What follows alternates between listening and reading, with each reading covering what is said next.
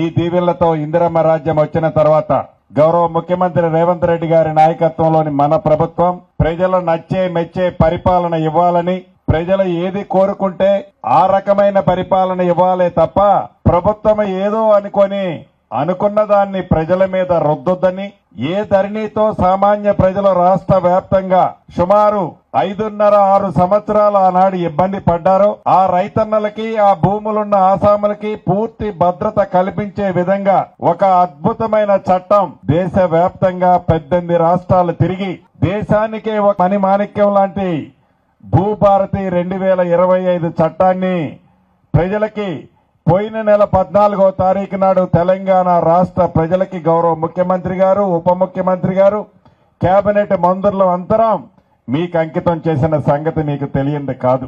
నిజంగా ఆ చట్టం ఏర్పడటంతోనే ఒకేసారి రాష్ట్రం అంతా కూడా అమల్లోకి తేవచ్చు, ఆ అవకాశం ఉంది. కానీ ఒక చట్టాన్ని అమలు పరిచేటప్పుడు, ఒక చట్టాన్ని సామాన్య ప్రజలకి అందించేటప్పుడు ఆ చట్టంలో ఉన్న ఫలితాలు ఎలా వస్తాయో విశ్లేషించాలి అని మన ప్రజా ప్రభుత్వం మొదట విడత రాష్ట్రంలో 4 జిల్లాలలో 4 మండలాలు పైలట్ గా తీసుకున్నాం. రెండో విడతలో 28 జిల్లాలలో మళ్లీ 28 మండలం రెండో విడత తీసుకున్నాం.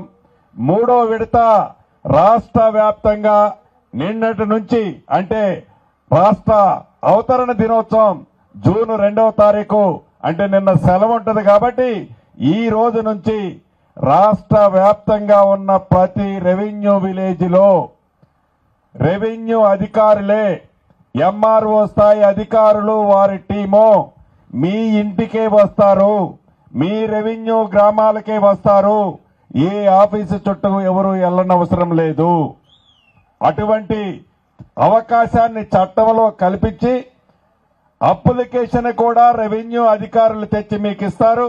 మీ సమస్యని ఒక చిన్న టిక్కు పెడితే చాలు, ₹1 కూడా ఫీజు తీసుకోకుండా, ₹1 కూడా రైతన్నలను ఇబ్బంది పెట్టకుండా ఈ చట్టాన్ని అమలు చేయాలని చిత్తశుద్ధితో ఈ చట్టం మీ చుట్టంలాగా మీ దగ్గరికి రాష్ట్ర వ్యాప్తంగా ఈ రోజు నుంచి మీకు పంపించడం జరిగింది.